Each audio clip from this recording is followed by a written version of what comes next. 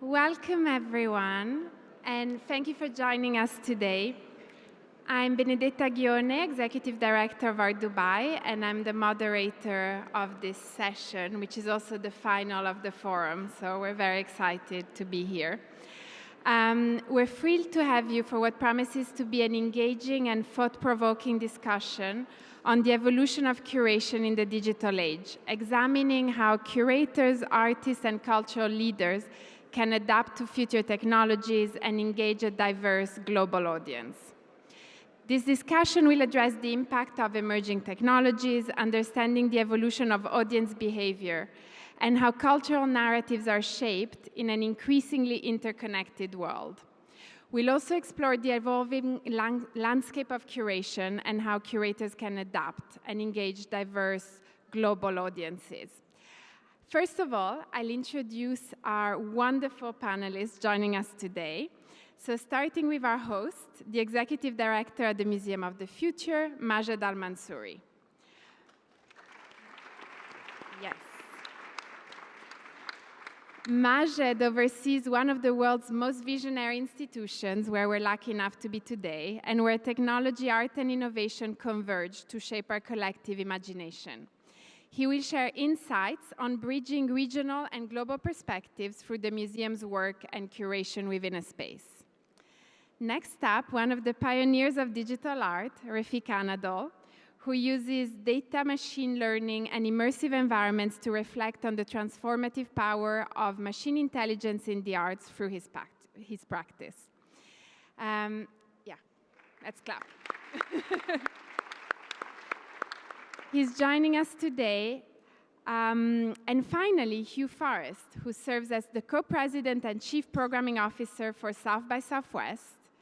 South by Southwest is a global gathering that blends creativity, innovation, and culture. And Hugh is here to discuss the delicate balance between curatorial instinct, audience feedback, as well as the process in which South by Southwest shapes the future of creative curation and audience engagement. Thank you again for being here. So before diving into specific topics, let's begin with a broad question to set the tone. Curation is a term that's evolving, but it holds different meanings depending on context. So to Majed and then to Hugh, how do you define the concept of curation, and what does it mean to you? Assalamu alaikum, and it's lovely to see the museum being presented as not just a museum, but really a platform where thinkers and futurists from all around the world are here to discuss topics. I think the Dubai Future Forum really serves as a platform for communicating what the museum could do over the next years to come. We've been having the team really sitting here and in the different topics, trying to understand what we're talking about, whether it's topics that are important to all of us, whether it's humanity, whether it's nature, whether it's health, and so on and so forth. To answer your question, Benedetta, I think maybe in the context of the Museum of the Future, curation might not be the right word because it implies the selection of existing things.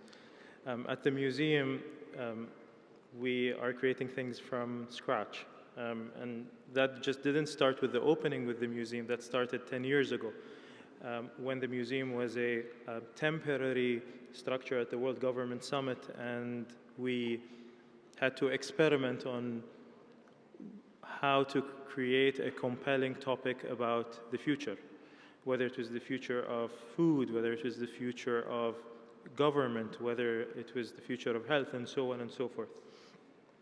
So obviously I think we are creating, but we're still seeking to achieve the same thing. I think what we're trying to do is impact people, make people wonder, make people really want to think about what the future is and be part of creating a better future for themselves.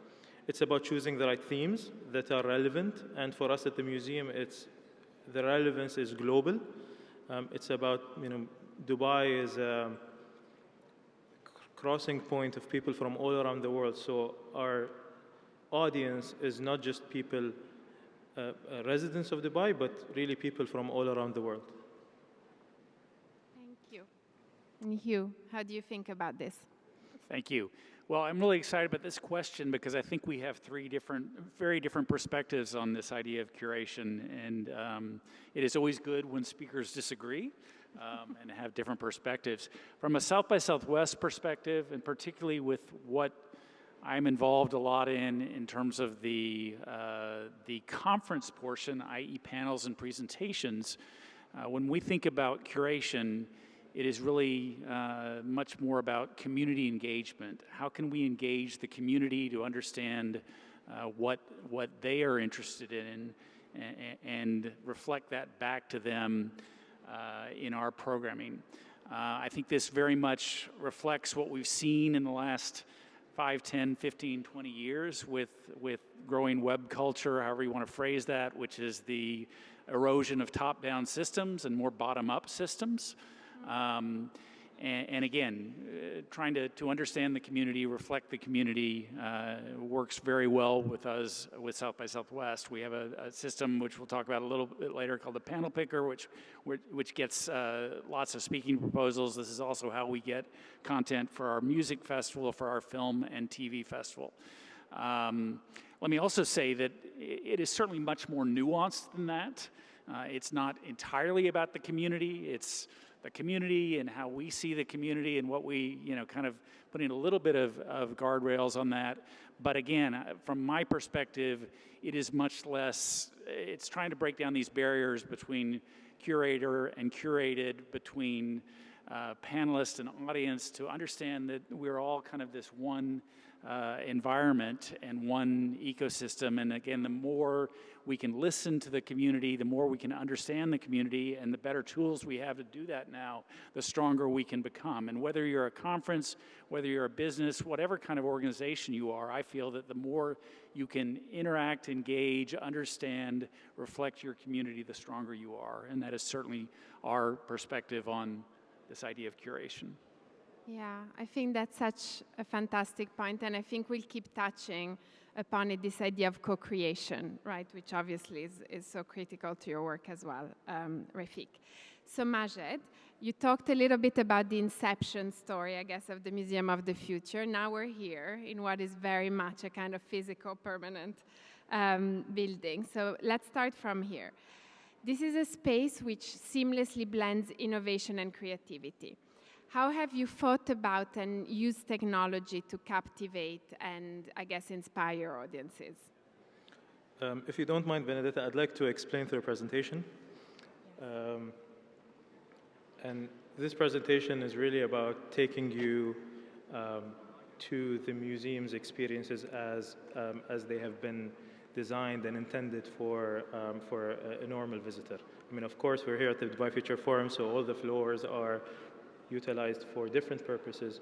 But as a journey, our goal is to really take people into the future, 50 years from now, if you will, so that they are able to experience and feel what the future would be like. It's about activating the senses, so it's not necessarily just about saying what the future is. It's really about activating, letting you see it, hear it, smell it, but also take action into creating a better future or being part of that future. So in essence, a visitor that comes to the museum would leave feeling empowered to want to potentially make that future happen, and not just for themselves, but also for their kids and for next generations.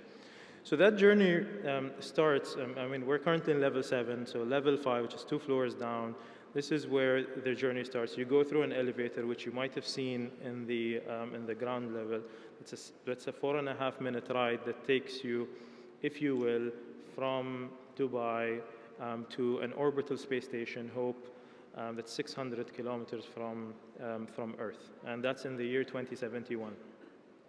Now, you might wonder, is this real? Is this something that is really could exist? And we've gone through a lot of effort to really understanding the science and the research before we create these worlds. It's really about, it's a possible future. Is it a future that would happen? That's up to us, I think. But the technology and what exists right now will enable us to do that.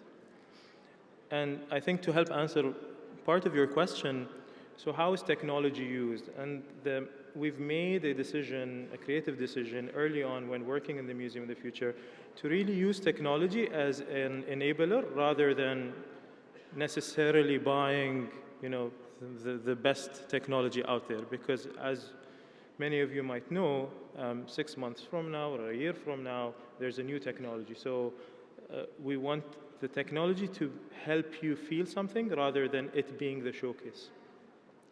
And as you move on from space, we move into level 4, which is the Hugh Institute. And the Hugh Institute is where it houses actually one of the first, or if not the first, digitally mapped part of an Amazon rainforest. And actually the team went there in 2020, right before COVID hit, and spent 3 weeks digitally mapping an ecosystem. And the question here is, why did we do that? And I think there's 2 reasons for that. When we're able to digitally map an ecosystem, we're able to create an artificial intelligence engine that helps us, if you will, add certain elements to that ecosystem and see if that is going to support that ecosystem or not. Most experiments that have happened in history have been actual experiments where people introduced new things to certain ecosystems. Most of them were unsuccessful. But with artificial intelligence, it helps us do that in a much more efficient way. The second reason is, with climate change, we're seeing a lot of ecosystems that are potentially getting lost. So if we were to lose a certain ecosystem, having it digitally mapped helps us rebuild that ecosystem exactly as it was intended to do. So, and as you move on through the floor, you start experimenting, and the picture that you see behind me showcases one of the, I think, the most exciting elements of the Museum of the Future, which is the library, which is more than 2,400 different genetic species where people could use a device to see what these species are and how they work. Now, of course, Al-Waha, and for the Arabic speakers, Al-Waha is a very kind of dear thing to us as people from this region. It's or even throughout history, it's where the main civilizations would exist due to the availability of water. And as as globalization happened and as cities started coming out, people would have second houses close to where Al-Wahas are in the UAE. So we took that aspect, and the main thing is Al-Waha is really about the mind, and it's about talking about humanity away from technology. We know that technology is important in the future, but it's not everything. And we want to send a message that, or the museum wants to send a message that we need to focus on human connections, on social interactions, on focusing on ourselves rather than relying on technologies as we move on. And the final 2 floors, tomorrow today is a more of a near future floor where we're focusing on elements that could be available within the next 6 months, 1 year, prototypes where we work with partners. We don't claim to know everything about the future, so we work with partners that help us do that. And we have, our director and head of partnerships right in the front, so I just want to give them a shout out here for the great work in bringing these great prototypes that we have. And Future Heroes is our final floor of the experience, which is taking everything that I just spoke about and creating it in a more gamified version for children aged 6 to 12. So it's really about having children really be part of the future and feel excited about the future. I just learned about a story of a young child. His name is Qais, and he's visited the museum more than 10 times. And he actually comes in an astronaut uniform, So I think after the 8th time, we started giving him free tickets. I mean, once we realized the guy is going to come. And what we actually did, he actually helps our guest relations staff promote or speak about the museum. So he knows the content out of his heart, that he's able to really talk about the museum as if he's one of our people. So, of course, the museum really serves as not just as a place for discussions, but as really as an inspiring place for people from different ages and generations and cultures. And that's my final slide. And I think none of this would have happened without leadership and vision. We are sitting here in the Museum of the Future because there was a leader that believed in this project, even when it seemed impossible at the time. And I think this is a state of mind here in Dubai. It's not just something that is, it's a one-off thing. His Highness Sheikh Mohammed bin Rashid and his father before him, who inaugurated what has become the biggest logistics, or one of the biggest logistics hubs in the world, almost 50 years ago. And then his son, Sheikh Mohammed bin Rashid, making Dubai as one of the center of the world when it comes to people coming and being a connector. And we're seeing His Highness Sheikh Hamdan as well, being the patron and taking and following in the same footsteps in the terms of the vision. So none of this could happen without a vision, and I think that's the key element. That's our main driver here. We take that vision and we try to make not just Dubai, but really have a conversation about the region, and that's, I think, what the museum represents. Absolutely. Thank you so much for that. I'm not at 10 visits yet, but I am a frequent visitor, and still we learn something every time. So Refik, over to you. For the very few people here, if any, who don't know your work yet, can you tell us a little bit about your practice and also take us through some of its kind of key and salient moments, please? Absolutely. So, hello everyone. I'm so great to be here. It's one of the most incredible architectural building in the world, and one of the most, for me, being in Dubai always means this like very optimist, but also very realistically optimist that like gives this hope. Not just like a feeling, but an action. So I've been in the city many times, and each time I learned so much. But this time, also very grateful to be here in one of the most exciting events.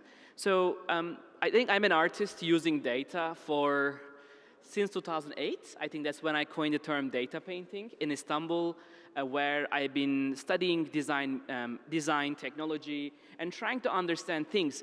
And I clearly remember Peter Weibel, my mentor, and we lost him recently, who was almost 4 decades ago believing that people like myself using art, science, and technology can create art that may not necessarily fit into the classical world of art, that where we expect physical objects or paintings or sculptures, but things that are maybe compute ready, can use algorithm, can use data and sensors. So when I coined the term data painting, I saw something very inspiring. I saw that if you think data is a form of communication between machines, hardware, software, systems all around the world and the machines, I saw that if data is not just number, but a form of memory, and this memory can take any shape, any form, any color, any texture, and if we liberate it from the Newtonian physics, then I think we can create a whole new form of art. So last 16 years, I've been imagining this, and 10 years ago, opened our studio. I am here also with my partner and wife, Efsun. We have been practicing as a team. Now we are 30 people, can speak 15 languages and 10 countries. And last 10 years, we truly try to understand multiple things. So one thing that I'm really inspired that the idea of art is Art should be for anyone and everyone, and any age and any culture. And if we liberate this, bias system of art can only be in this certain conditions, I think it can generate something extraordinary. For example, if we put our artworks in a school to give inspiration, or put in a hospital to give hope, I think the context changes very quickly. And I'm so inspired that the idea of, I think, the future of architecture, we are in a future forum. I hope that the most amazing place to think about what happens if light becomes a material. I mean, light is divine spiritually. Light is a particle, kind of wavelength. I mean, light can disappear if you don't want it in a case. But what really inspired me is blending light, algorithm, and data together, and eventually AI. I think we can find a new material that can compute.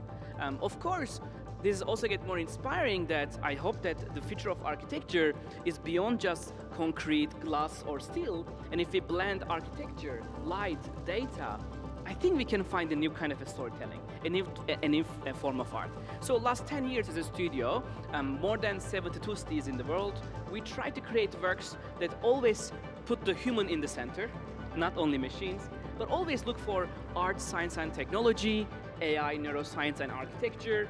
But at the end of the day, we look for humans, machines, and environments. I mean, this is always find these infinite stories. And what I found also fascinating is the more we demystify our process, because normally in the art history and culture, generally artists try to hide their practice and make the artwork, shine and talk.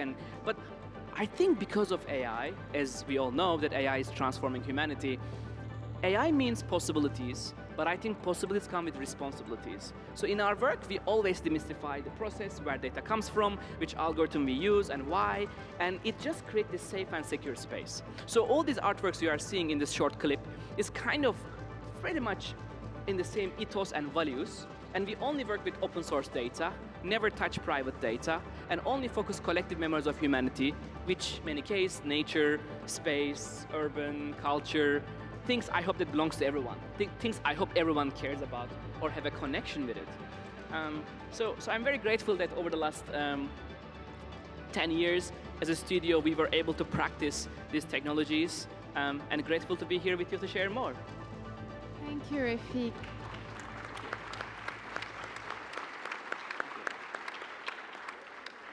I think both of you kind of touched on the human-centeredness of the approaches and the need to think human first, no matter the layers and the sophistication of the technology.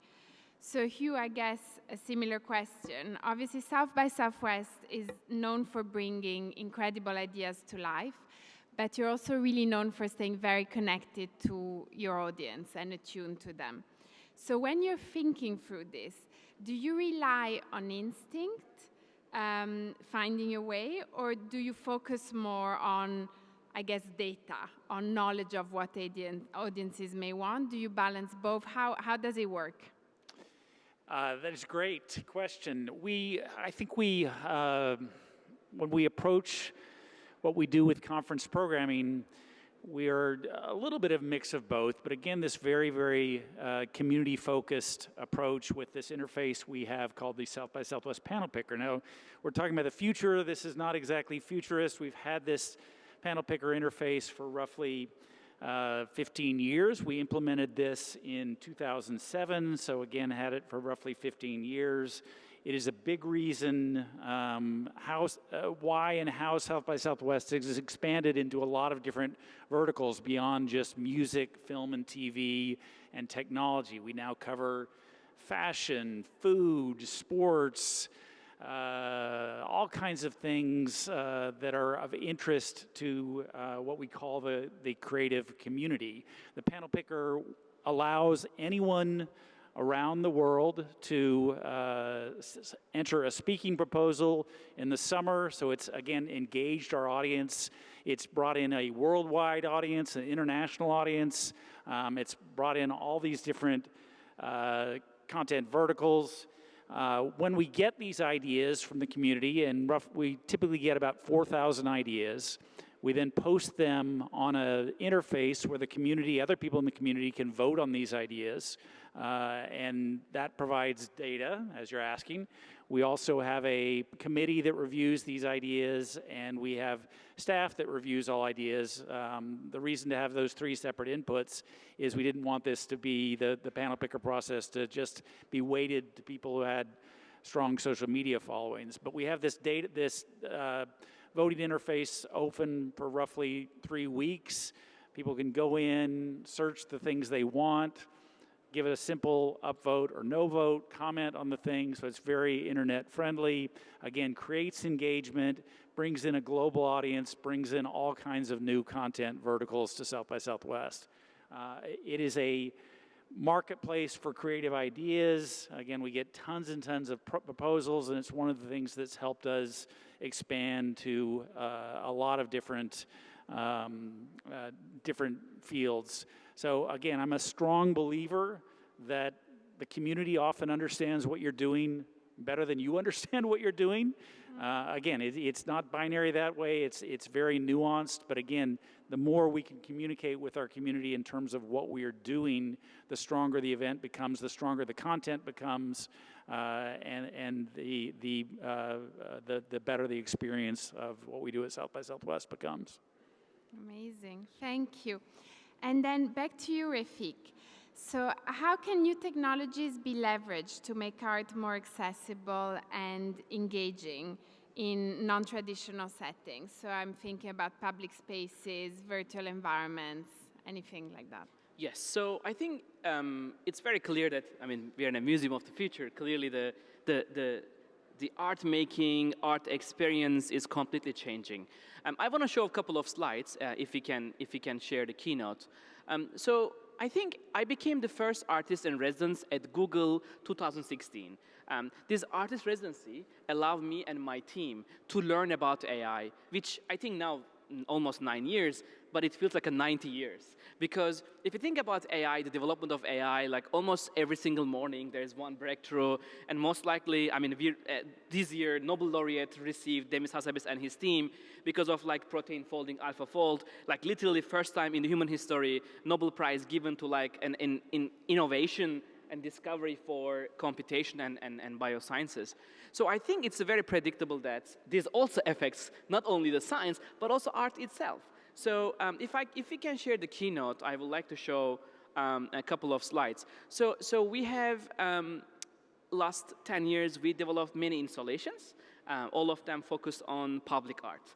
I do believe public art is the most exciting form of art because sometimes you're in the streets, there is no door, there is no beginning. I mean, literally, like everything is on there. Like you just like go there and see the artwork. And I would like to show some videos. but if it doesn't work, then I can talk about the presentation back up, please. So keynote will be awesome to show videos. But while waiting the keynote, maybe I can give you a couple of examples. Yeah. So our early work was projection mapping by using video and projection technologies and project onto the walls of the buildings. It was fascinating to me that when I watched Blade Runner, I was 8 years old, and I know that one day buildings can dream and can use media technologies, which is a media facade. I think now it's more common. So that was an amazing experiment. And I would like to show a couple of examples, maybe in the next time. And what is what is amazing is I think artworks that are using public art are fascinating, but I want to give 2 examples. One was in Barcelona, Gaudi's Casa Batlló building. Yes. Last year, we were able to use entire Gaudi's life data, meaning all his drawings and sketches, including the PDFs and art drawings and pretty much student work, and we combined them into this a form of data archive, and then let the building, Casa Batlló, dream. The Gaudi's also life. So we received one night experience, was a performance on the building, 65,000 people. I believe it was the largest audience in Europe came together, not in a stadium, not in a concert. One night. 65,000 people. Wow. In just one event. As far as I know, even a football match and game, I'm not talking about those, it was something. The other example I want to give from last year, for people, maybe there's this very funny joke. If you're an artist not alive, your best option is Louvre Museum. If you're an artist and you're alive, best option is a MoMA and MoMA collection. Yeah. So last year, as a live artist, our work was at MoMA called Unsupervised. If I can show the video from the keynote, will be awesome. If I cannot, I can try to explain. I feel like we all know what it looked like, right?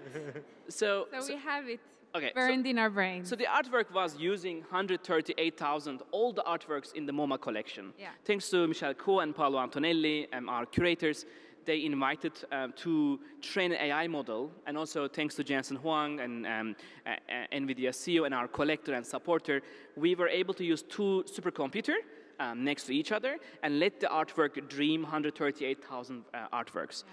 The museum received 3 million people. It was the largest audience in the MoMA history, yes. But also it was the first AI artwork collected by MoMA, generative AI piece, in the history. I think what is very exciting to say that when the artwork is right and done right and in its own ethical context and reasoning, I think public arts in this context can be very powerful. And I can show videos maybe later when the keynote is ready. Yes, and we may show or not show a video. I have a follow-up question on that. Was the acquisition of the piece, this is just my kind of nerdy yes. art question. Yes. Was the acquisition of the piece planned from the beginning, or were they so overwhelmed with the response? So we know that artwork will be in a physical space. Yeah. And when we put the artwork, the reaction was naturally grow. That first of all, the board of the museum, thanks to Stuart Comer and Paolo Antonelli and Michel Coe, and they present the artwork as a possibility to put in the collection. It was an anonymously yes vote from all the board members. And then we opened the work, and then suddenly the response was quantifiably as something magical. And then I think it just gave a reasoning, I would say. That's so interesting. Thank you. Majed, I have a question for you. What would you say are the opportunities that exist for cross-disciplinary curation? Art, science, humanities, which is something that is so central to your approach here at the museum. How would you say that curators can facilitate collaboration between these fields and also kind of bridge the gaps that exist in between? That's a very good question. It reminds me about a panel that I was in almost 2 weeks ago abroad, and the moderator was a museum director from one of the world's most prestigious institutions. I'm not going to name names, but we had a long discussion in the panel where that museum director was not of the school of thought of really embracing technology as in their museum. And here in the Museum of the Future, I think we take a very different approach. And our approach is really embracing what's different. But when we say we're embracing, we're also learning.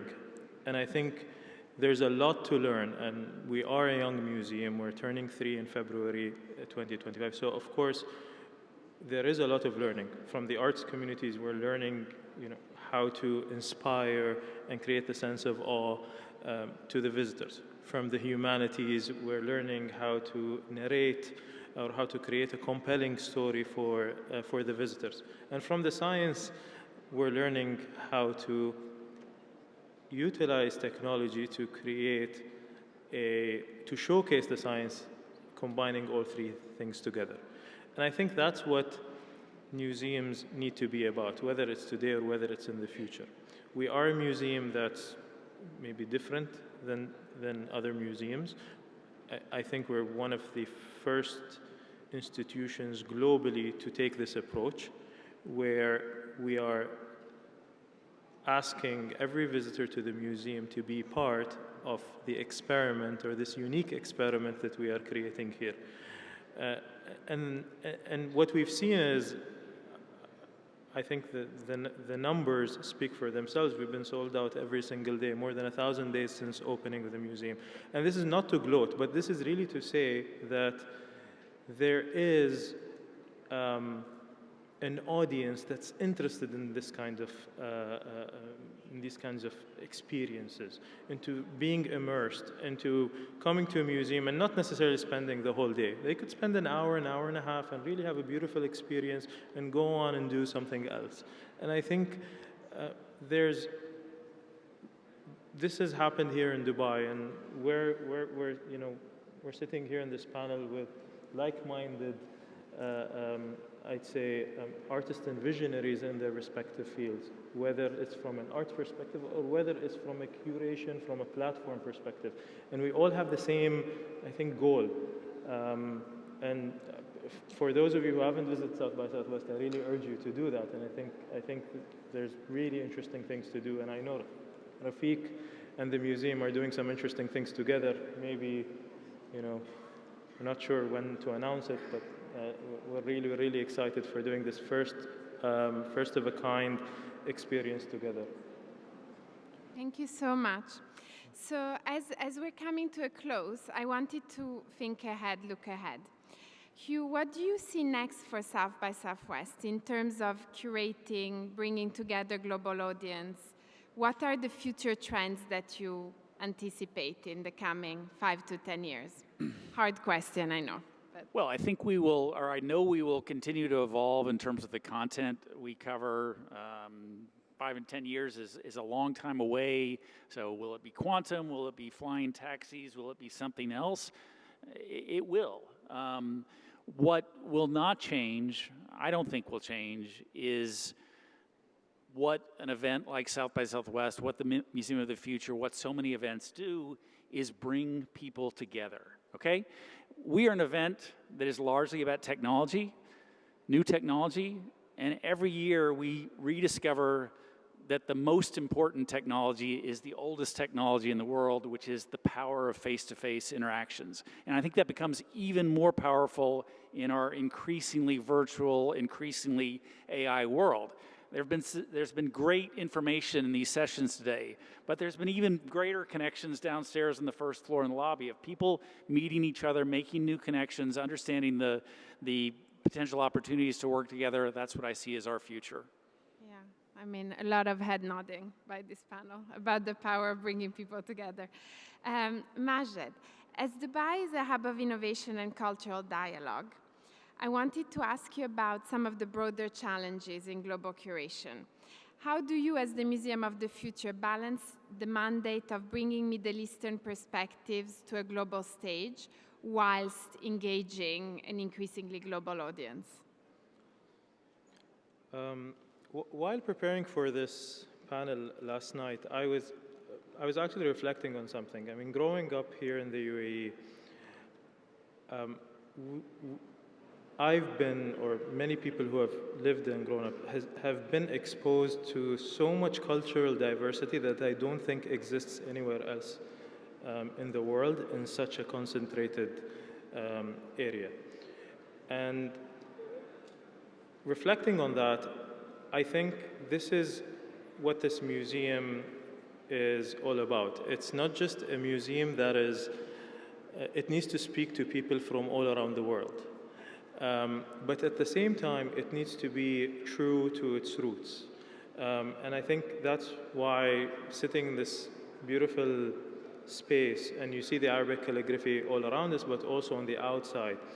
And it's a strategic decision by His Highness because he is one of the biggest patrons of the Arabic language. And talking or presenting the future in a local way, in a way that's from Dubai and can only happen in Dubai because of its cultural diversity, because of the type of people that are coming.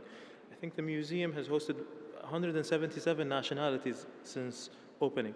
So there needs to be a universal language where you're presenting something to it. But at the same time, it needs to be true to Dubai, true to the UAE, true to the region as well. In level 5, the OSS Hope, we talk about kind of how Islamic and the regional culture over hundreds of years have used astronomy or were pioneers in astronomy, and how that relates to the future. And that's what, I think that's a challenge, but that's a challenge that I think the museum has done quite well into turning it into an opportunity. And we've seen that time and time along. We've learned a lot, I think, as well. So even in the next iteration of what we're doing with the museum, we're really looking at how we can be even more,